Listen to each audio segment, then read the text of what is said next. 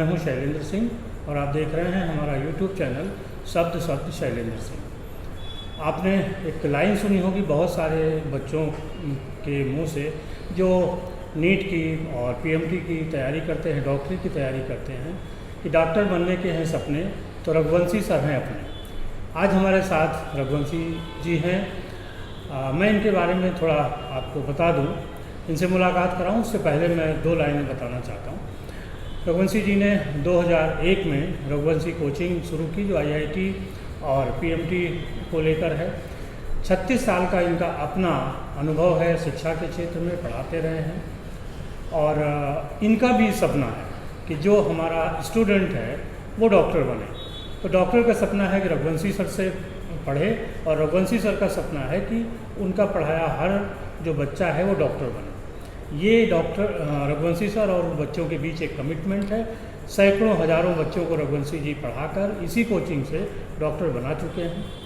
बीच में एक इंसिडेंट हुआ, इसी कोचिंग से पढ़ा के रघुवंशी जी अपने घर जा रहे थे आशियाना में। वहाँ एक जो गाड़ी थी उस पर सरिया, लोहे की सरिया लगी हुई थी, वो आगे जा रही थी। उस गाड़ी ने ब्रेक मारा, सरिया पीछे आई और रघुवंशी जी की जो कार की विंड स्क्रीन है उसको तोड़ते हुए उनके गले में धंस गई। एक लंबा चिकित्सीय जो पीरियड उनके साथ बीता, तमाम ऑपरेशन हुए, उनकी जो वॉइस कॉर्ड है वो थोड़ी सी प्रभावित हुई, जिसकी वजह से पहले जैसी आवाज़ उनकी जो थी वो नहीं निकलती। लेकिन इसके बाद भी जज्बा रघुवंशी जी का अभी भी कायम है और वो बच्चों को पढ़ाते हैं। आज इस पूरे एपिसोड में हम बात करेंगे रघुवंशी जी से, कैसे उन्होंने शुरू किया। एक अपील आपसे है कि आप थोड़ा सा ध्यान से सुनिएगा रघुवंशी जी की आवाज़। हालांकि वो माइक को यूज़ करेंगे जिससे आपको थोड़ी बेहतर आवाज़ सुनाई दे, फिर भी थोड़ा आपको ध्यान देना पड़ेगा। रघुवंशी जी, बहुत बहुत आपका स्वागत है हमारे चैनल पर। धन्यवाद शैलेंद्र भाई साहब। सबसे पहले थोड़ा सा बताइए कि कब से आपने कोचिंग शुरू की और क्या उद्देश्य लेके शुरू किया था? ये 1986 में जब मैं लखनऊ विश्वविद्यालय का स्टूडेंट था, उसी समय से मैं कोचिंग पढ़ाना शुरू कर दिया था और 1991 से लेकर के सन 2000 तक मैंने विभिन्न कोचिंग में पीएमटी की तैयारी बच्चों कराते रहे और बहुत सिलेक्शन देते रहे।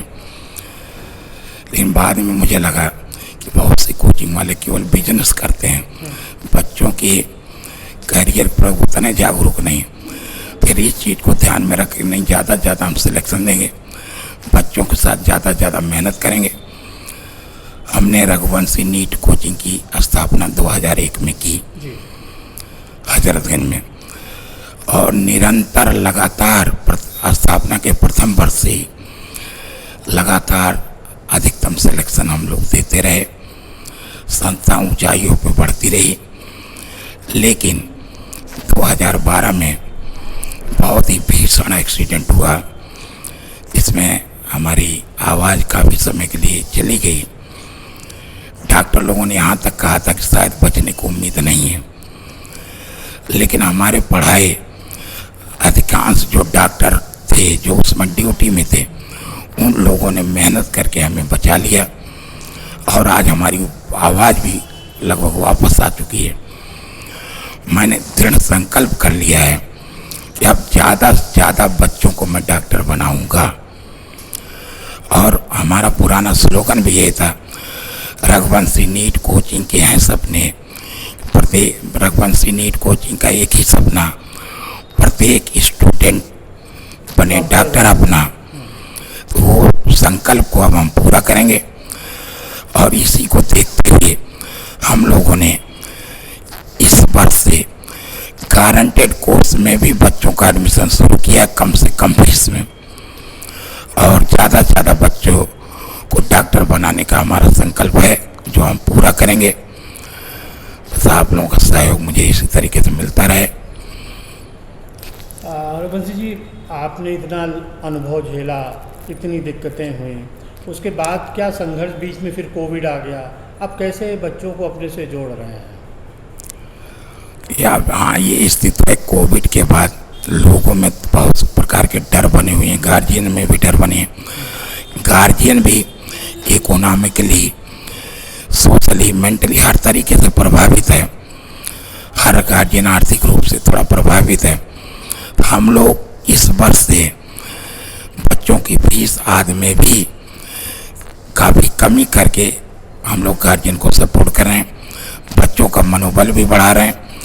क्योंकि इस बीच पढ़ाई का जो स्टैंडर्ड था स्कूलों में ड्यू टू कोरोना वो काफ़ी गिरा है, उसको भी हम लोग ध्यान दे करके बच्चों को मनोबल बढ़ा रहे हैं और ज़्यादा से ज़्यादा सिलेक्शन दिलाने का संकल्प किए हुए हैं। कुछ ऐसे भी लोग आपके पास आते हैं जिनके पास शायद फीस देने के पैसे नहीं होते हैं या उतने पैसे नहीं होते हैं, उनको कैसे आप प्रोत्साहित करते हैं, कैसे आगे बढ़ाते हैं? नहीं, अगर वो बच्चे वास्तव में पढ़ने में अच्छे हैं, उनमें डॉक्टर बनने का जज्बा होता है, तो ऐसे बच्चों को कई बार हम लोग निःशुल्क भी पढ़ाते हैं।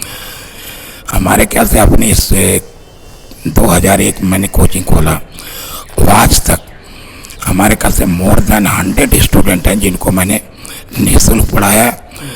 और सिलेक्शन के बाद काफ़ी बच्चों को मेडिकल कॉलेज में एडमिशन के लिए फीस भी हमने अपने माध्यम से या अपने सहयोगियों के माध्यम से उपलब्ध कराई है। हर प्रकार से हम लोग सहयोग करते हैं गार्जियन को, बच्चों को। यही कारण है कि से इतने बड़े एक्सीडेंट के बाद सभी बच्चे जो डॉक्टर बने थे, जिनको मैं किसी भी तरीके से सहयोग किया था, हर बच्चों ने पूरी निष्ठा के साथ मेरे उपचार में सहयोग किया और आज मैं आपके सामने स्वस्थ हूँ। तमाम एक्सीडेंट बहुत सारे लोगों के साथ होते हैं। बहुत सारे लोग ऐसे होते हैं जो डिप्रेशन में चले जाते हैं, फिर वापस उनको लगता है कि अब ज़िंदगी ख़त्म हो गई। आपके साथ एक बड़ा एक्सीडेंट हुआ, आप फिर कम बैक हो के वापस आए, ये दृढ़ संकल्प कैसे लिया?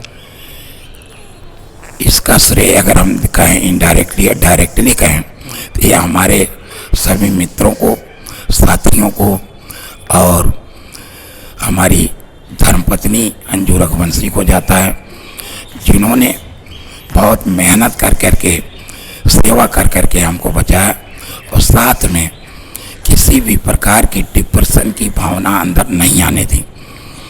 कोई भी कार्यक्रम कहीं पर भी होता, जबकि मैं बीमार था फिर भी साथ में ले जाती थी, समाज से हमको जोड़े रखती थी, समाज के साथ लोगों से जुड़े रहते थे। तो लोगों को लगता था इन रघुवंशी जी में सुधार हो रहा, स्वास्थ्य में ठीक हो रहे हैं। समाज से जुड़ने के कारण अपने अंदर डिप्रेशन भी नहीं आने पाता। इसका पूरा पूरा श्रेय मैं अपनी धर्मपत्नी अंजू रघुवंशी को देता हूँ। रघुवंशी जी, जब बच्चे पढ़ते हैं तो उनके सपने होते, जैसे आपके पास आते हैं डॉक्टर बनने के सपने लेके, आप जो पढ़ाई कर रहे थे तो आपका भी कुछ सपना रहा होगा, टीचर बनना ही सपना था या कुछ और था? आपको बताएं, वास्तव में सत्यता तो यही है कि मैं शुरू में चाहता था कि किसी टीचर ही बनना सपना था। मैं चाहता था विश्वविद्यालय में प्रोफेसर बनूं और उस साथ मैंने रिसर्च आज ज्वाइन किया, PhD कर भी रहा था। लेकिन फिर एक जब कोचिंग फील्ड में आया तो हमको लगा नहीं, ये स्थान ज़्यादा अच्छा है, यहाँ पे रह करके हम ज़्यादा से ज़्यादा बच्चों का करियर सुधार सकते हैं। और किया भी। आज हमारे पढ़ाए 10,000 से अधिक बच्चे MBBS डॉक्टर हैं, जो अपने देश भारत के अलावा विदेशों में भी अपनी चिकित्सीय सेवाएं दे रहे हैं। और इसलिए हमें बड़ी खुशी होती है इन सबको देख करके। बीच बीच में कोई बच्चा जर्मनी से फ़ोन करता है, कोई अमेरिका से फ़ोन करता है, कहता सर हम यहाँ पे पहुँचे, यहाँ पे डॉक्टर इस यूनिवर्सिटी में हैं, कुछ वहाँ पे मेडिकल कॉलेज में प्रोफेसर भी हैं। तो बड़ा संतोष भी अपने को मिलता, बड़ा अच्छा भी लगता है कि जो मैं सोचा था उस लक्ष्य को हम पा रहे हैं। और इतने बड़े एक्सीडेंट से दोबारा हम बचे हैं। शायद ऊपर वाले की यही इच्छा होगी कि हमसे और ज़्यादा से ज़्यादा डॉक्टर बनवाना चाह रहे हूँ। आपके यहाँ लड़के और लड़कियाँ दोनों पढ़ते हैं? जी जी। हाँ, लड़कियों का कैसा रुझान रहता है, वो कैसे पढ़ाई में दिखाती हैं? नहीं, हमारे यहाँ कोचिंग में लड़के लड़कियाँ दोनों पढ़ते हैं और हमने देखा है कि दोनों बच्चों में, चाहे लड़का हो लड़की, रुझान अगर वो अच्छा रहता है और हम लोग उनको मोटिवेट भी करते हैं डॉक्टर बनने के लिए। लेकिन जो रिजल्ट आता है फाइनल, उसमें लड़कियों का सिलेक्शन परसेंटेज ज़्यादा होता है। जी। पहले बहुत पहले थोड़ा सा बहुत महंगी शिक्षा मानी जाती थी, ग्रामीण और जो छोटे शहर थे वहाँ के पेरेंट्स अपने बच्चों को डॉक्टर नहीं बना पाते थे। अब आप क्या बदलाव देख रहे हैं? ऐसा नहीं है। अब आप देखिए, इस समय इतने ज़्यादा मेडिकल कॉलेज खुलते जा रहे हैं, क्योंकि हमारी प्रदेश सरकार या भारत सरकार लगभग हर जिले में एक नया मेडिकल कॉलेज खोलने का प्रयास कर रहा है। तो अब क्या है, सिलेक्शन के चांसेस बढ़ गए हैं बच्चों के।